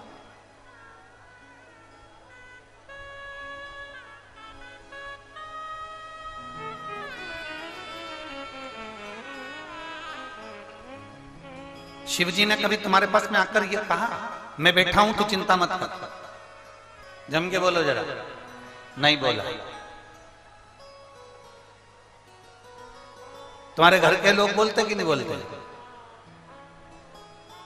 एक बहुत ऊंचे ओहदे पर कोई मिनिस्टर बन गया, खूब बड़ा अधिकारी बन गया, खूब ऊंची पोस्ट पर बैठ गया और उसने बहुत बड़ा गृह मंत्री बनकर या बहुत बड़ा मंत्री बनकर वो बैठा और उसने कहा तू क्या चिंता करता है? मैं बैठा हूं,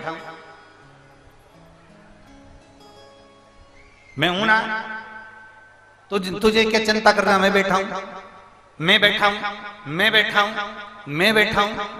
हर जरा जरा सी बात में वो बोल दे तुझे क्या चिंता करना? मैं बैठा हूं ना, मैं बैठा हूं ना। और कह दिया तुझे जो करना है कर, मैं बैठा हूं, तुझे जो करना हो कर, मैं बैठा हूं। बस अब तुमने उसी के बल पर तुमने ऐसा काम कर लिया और जो काम करा और फोन लगाया कि साहब वो ऐसा ऐसा हो गया है, तो मालूम पड़ा कि जो बैठा था वो लेटा है। मालूम पड़ा कि बीमार पड़ गया और बीमार पड़कर वो पलंग पर लेट गया। अब तुम फोन कर करके रहो कि साहब तुमने तो कहा था कि मैं बैठा हूं, मैं बैठा हूं, तो वो कहेगा मैं क्या करूं, मैं लेटा हूं, मैं लेटा हूं। अब मैं क्या कर सकता हूं? बीमारी आ गई, तकलीफ आ गई, मेरे शरीर में कष्ट आ गया तो मैं लेट गया। मेरे शरीर में कष्ट है तो मैं हॉस्पिटल में पड़ा हूं, मैं बीमारी में पड़ा हूं।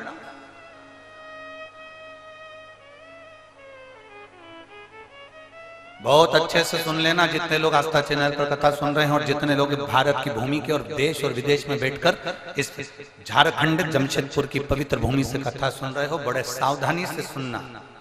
जो कह रहे थे मैं बैठा हूं और उसके बल पर तुमने काम किया और मालूम पड़े वो हॉस्पिटल में भर्ती हो गया, बीमार हो गया, हॉस्पिटल में पड़ा रिया और पलंग पर लेटा रिया। एक बात याद रखना, जो कह रहे हैं परिवार वाले मैं बैठा हूं, मैं बैठा हूं, मैं बैठा हूं, वो कभी काम नहीं आएगा। पर जो कभी नहीं कहता कि मैं बैठा हूं, तुम्हारा चढ़ाए गए एक लोटे जल से वो काम आएगा। तुम्हारे चढ़ाए गए एक लोटे जल से वो तुम्हारे काम आ जाएगा, तुम्हारे सम्मुख में आ जाएगा, तुम्हारे सामने आएगा और तुम्हारे दुख को, तुम्हारी तकलीफ को, तुम्हारे कष्ट को वो हर लेगा।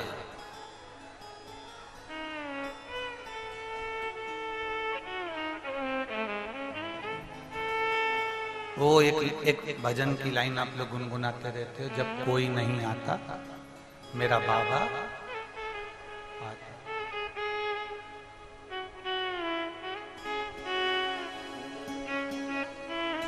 कोई नहीं,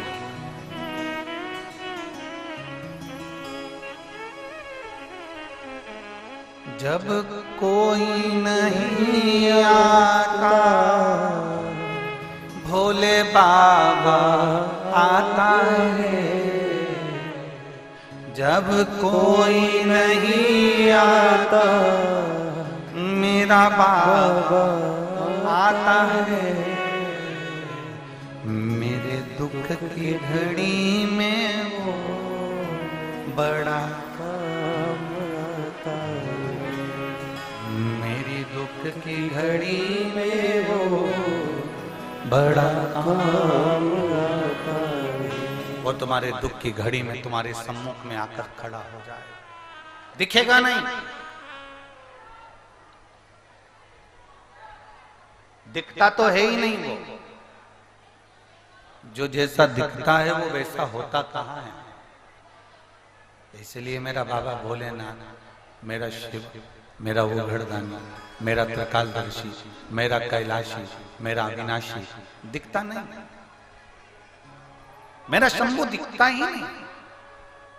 मेरा शंभू तो बस अलमस्त होकर तुम्हारी जहां जहां तुम्हारी तकलीफ आई, जहां जहां तुम्हारे जीवन में तकलीफ, तुम्हारे जीवन में कष्ट आया, जहां तुम्हारे जीवन में दुख आया और तुमने उसको पुकारा, तुमने उसको आवाज लगा दी, तुमने उसको बुलाया, वो तुम्हारे सम्मुख में दिखेगा नहीं, सामने नहीं आया, सम्मुख नहीं आया। और अंत समय प्रभु आना पड़ेगा, वचन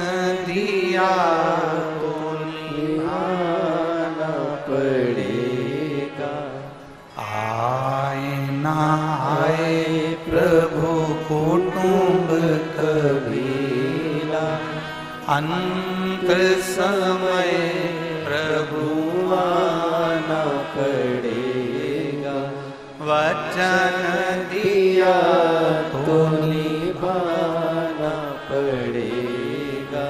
अंत समय प्रभु आना पड़ेगा।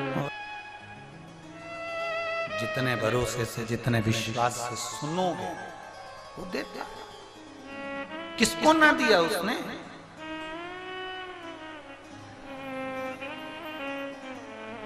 किसको प्रदान नहीं करा उसने?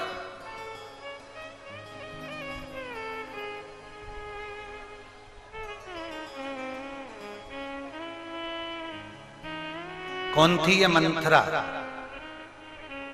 जिसने राम जी को वन भेज दिया था, माता कैकेयी को भड़का कर?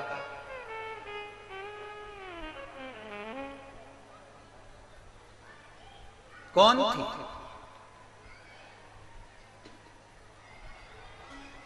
ये कहां से आई थी? कौन थी ये? रामचरितमानस में इस मंथरा के चरित्र को हमने देखा, पूरा रोल अदा करा इसने। कैकेयी को भड़काया, कैकेयी को कुछ ना कुछ कहती रही, अपशब्द बोलती रही और कैकेयी को भड़काकर राम जी के प्रति द्वेष उत्पन्न कराकर राम जी को 14 वर्ष के लिए वन भेज दिया। साधारण नहीं थी मंथरा। जब मेरे राम जी महाराज बचपन में छोटे थे, बाल्यावस्था थी उनकी, तो इसी मंथरा की गोद में भी खेले हुए हैं। भरत जी छोटे थे, शत्रुघ्न जी छोटे थे, लक्ष्मण जी छोटे थे, तब इस मंथरा की गोद में खेले हुए हैं। कौन थी मंथरा? किसकी बेटी थी? पूर्व में कहां से आई थी ये? अगर हम हमारे शास्त्रों को उठाकर देखें तो अगर आप पूरे शास्त्र नहीं उठा सकते तो तेलुगु की रंगनाथ रामायण को एक बार पढ़ना, और तेलुगु की जब रंगनाथ रामायण को आप पढ़ेंगे तो उसका 454 नंबर का एक पृष्ठ निकालना, और तेलुगु की उस रंगनाथ रामायण में 454 नंबर के पृष्ठ पर आप पढ़ेंगे कि ये मंथरा कोई साधारण नहीं थी। ये मंथरा, इसके पिता भगवान शंकर के परम उपासक थे। मंथरा का जो पिता थे वो भगवान शिव के परम उपासक थे।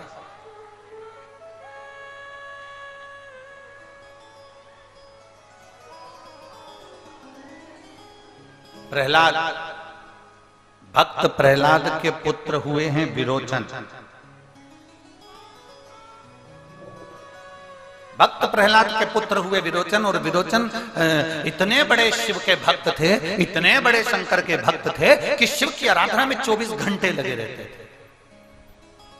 जैसे प्रहलाद भगवान नारायण की आराधना में लगे रहते थे, श्रीमन नारायण ओम नमो भगवते वासुदेवाय, नारायण नारायण भगवान का नाम 12 अक्षर मंत्र का उच्चारण प्रहलाद किया करते थे, ध्रुव किया करते थे। ऐसे ही प्रहलाद के पुत्र विरोचन भगवान शंकर की आराधना में लगे रहते थे। भगवान शिव की स्तुति करना, शंकर का भजन करना, शिव को एक लोटा जल चढ़ाना, शंकर की स्तुति में डूबे रहे।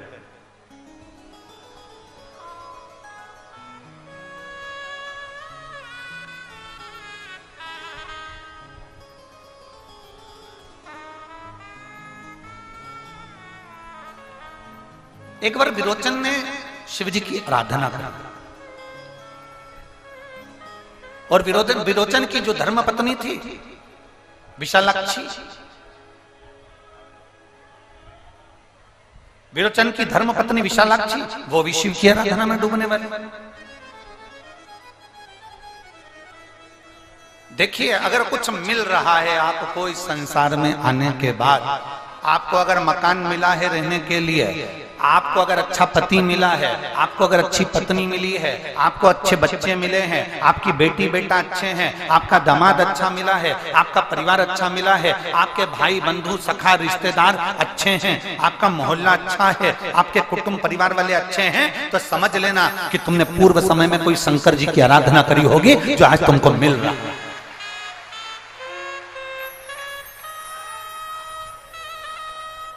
शिव की आराधना का फल इस मृत्यु लोक में प्राप्त होता है।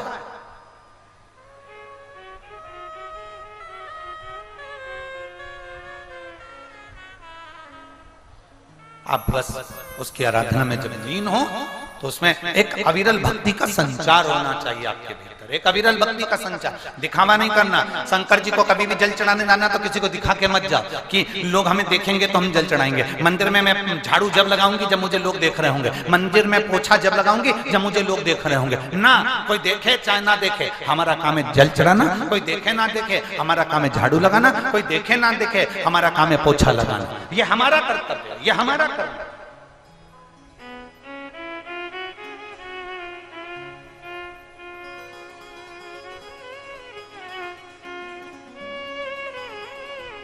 इस शिव महापुराण की कथा से हमने बहुत कुछ सीखा है और बहुत कुछ देखा है। आज आप लोगों के बीच में भी हम कहना चाहेंगे, अगर बाबा तुम पर कृपा करा है, तुमको अगर बाबा ने ऐसी करुणा करी है कि आपके माध्यम से शिव महापुराण की कथा हो रही है, तो ये प्रयास करना। जैसे इसमें इतने सारे यजमान लोग जो जुड़े हैं, ये जो भक्त लोग जुड़े हैं और जो कथा करवा रहे हैं, हम कहेंगे बाबा ने अगर आपको इस कथा के करवाने के लायक बनाया है तो बाबा को धन्यवाद देना कि बाबा तेरी बड़ी कृपा है जो तूने मुझे इस लायक बनाया। इत्र हमने अगर शरीर पर लगा भी लिया, इत्र हमने अगर अपने कपड़ों पर लगा भी लिया, थोड़ा सा सुगंधित पदार्थ हमने अपने शरीर पर लगा भी लिया, तो ये सुगंधित पदार्थ की सुगंध थोड़े समय तक रहती है। पर इस मनुष्य शरीर को पाने के बाद अगर हमने जिंदगी में किसी भूखे को भोजन कराया है, प्यासे को पानी पिलाया है, किसी साधारण से साधारण व्यक्ति के लिए सहयोग प्रदान करा है, तो ये सुगंध तुम्हारे मरने के बाद तक रहती है। वो सुगंध को कोई भूल नहीं पाता। इसको कहते हैं अच्छे कर्म की सुगंध, इसको श्रेष्ठ कर्म की सुगंध कहते हैं, अच्छे कर्म की सुगंध कहते हैं। और ये अच्छे कर्म की सुगंध कोई साधारण सी नहीं होती महाराज। अच्छे कर्म की सुगंध आप अपने भक्ति के बल से बढ़ा सकते हो। अच्छे कर्म की सुगंध को आप अपने भजन के बल से बढ़ा सकते हो। अच्छे कर्म की सुगंध को किसी प्यासे को पानी पिलाकर बढ़ा सकते हो। अच्छे कर्म की सुगंध को आप किसी बीमार व्यक्ति को औषधि दिलाकर बढ़ा सकते हो। मनुष्य देह मिली है, मानव का शरीर मिला है। इस मानव के शरीर को जितने अच्छे कर्म में हम लगा सकते हैं उतने अच्छे कर्म में लगाने का प्रयास करो। और जब हम अच्छे कर्म में इसको लगाने का प्रयास करेंगे तो जीवन अपने आप हमारा अनुकूल और अच्छा होता चले जाएगा। एक बात अपनी जिंदगी में उतार कर रखिए, जो धन हमने कमाया है, जो धन हम कमाए हैं, जो धन हमने कमाया है, उसका भोग हम कर पाएं ना कर पाएं जरूरी नहीं। पता नहीं कि हमने जो धन कमाया, हमने जो संपदा कमाई, हमने जो वैभव कमाया, उसका भोग हम भोगेंगे कि ना भोगेंगे इसका पता नहीं है। पर शिव पुराण कहती है कि धन को कमाने में जो हमने कर्म किया है, धन को कमाने में हमने जो गलत कर्म किया है, ये पक्का है कि हम धन का भोग भोगें चाहे ना भोगें, पर हमने जो कर्म करा है उसका भोग तो हमको भोगना ही पड़ता है। उसको कोई दूसरा नहीं भोगेगा, उसको कोई दूसरा भोगने वाला नहीं होगा। अपने कर्म का भोग अपने को स्वयं भोगना। पति सोचे कि मेरे कर्म का भोग पत्नी भोग लेगी, या पत्नी सोचे कि मेरे कर्म का भोग पति भोग लेगा, या बच्चे सोचें कि मेरे कर्म का भोग मेरे माता पिता भोग लेंगे, या मेरे माता पिता के कर्म का भोग मेरे बच्चे भोग लेंगे। ना ना ना ना, शिव महापुराण की कथा कहती है आपके कर्म का भोग आपको भोगना है, दूसरे के कर्म का भोग दूसरे को भोगना है। हमने पहले भी कथा में कहा था, अगर छींक आ रही है, खांसी चल रही है, हमें छींक आ रही है, तो छींकना हमको पड़ेगा। आपको छींक आ रही और आप पास वाले से कह दो कि तू छींक दे, तो वो छींकेगा। आपको खांसी चल रही और आप बाजू वाले से कह दो कि तू खांस ले, तो वो खांसने से फायदा क्या होगा? आपको भूख लग रही है और आप बाजू वाले से कह दोगे कि तू भोजन कर ले, तो उससे कोई फायदा नहीं होगा। आपको प्यास लग रही है और आप पानी दूसरे को पीने को दे रहे हो तो उसका कोई लाभ नहीं होगा। हमें अगर खांसी चली है, हमें अगर प्यास लगी है, हमें अगर छींक आई है, हमें अगर प्यास लगी, हमें अगर भूख लगी, तो भोजन हमें करना पड़ेगा। प्यास लगी, पानी हमको पीना पड़ेगा। खांसी चली, खांसना हमको पड़ेगा। हमारे कर्म की गति को भोगना भी हमको पड़ेगा। कोई दूसरा नहीं भोगेगा, कोई दूसरा भोगने को तैयार नहीं होगा। आप बस इतना जरूर निवेदन करेंगे, इतना जरूर कहना चाहेंगे, इतना जरूर प्रार्थना करना चाहेंगे कि जब मौका मिले, जब समय मिले, तब प्रयास करो कि भगवान की भक्ति की ओर अग्रणी हो।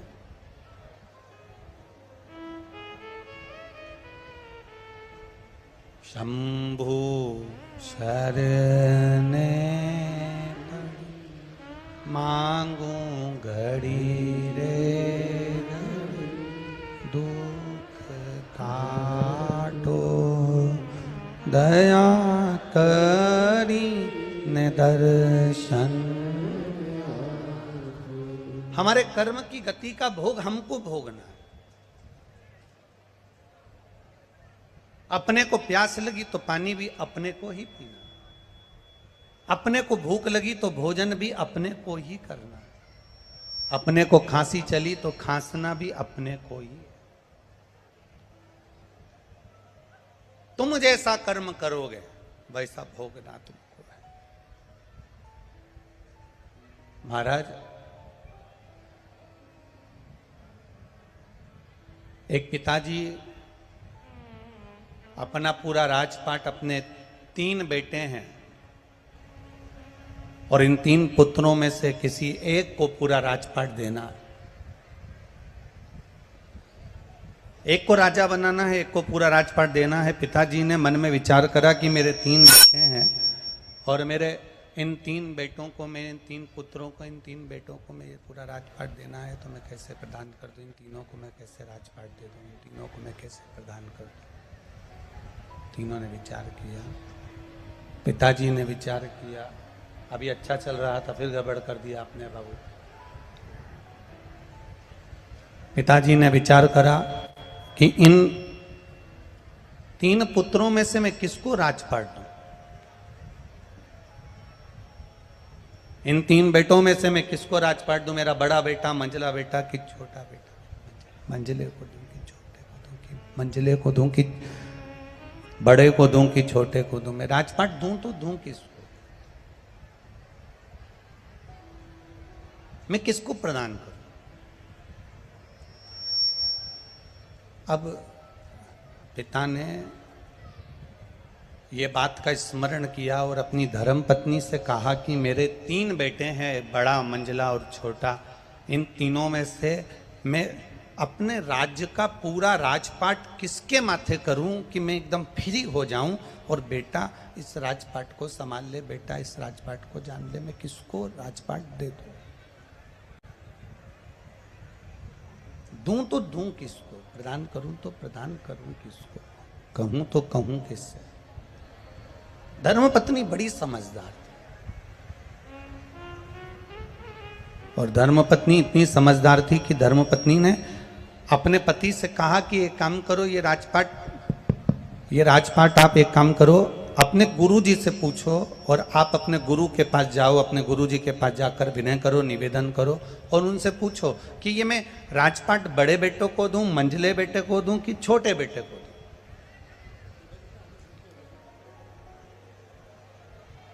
पति अपनी पत्नी को लेकर गुरुजी के पास पहुंच गए। भरोसा, दृढ़ता। नंदी भगवान शंकर का मित्र भी है, नंदी भगवान शंकर का गुरु भी है, नंदी भगवान शंकर का शिष्य भी है, नंदी भगवान शंकर का गण भी है, नंदी भगवान शंकर का वाहन भी है, नंदी भगवान शंकर का अवतार भी है, नंदी भगवान शंकर का पुत्र भी है, नंदी ये कोई साधारण पर विचार करना कि शंकर भगवान की शिवरात्रि साधना की रात्रि होती है। शंकर भगवान की शिवरात्रि एक आराधना की रात्रि होती है।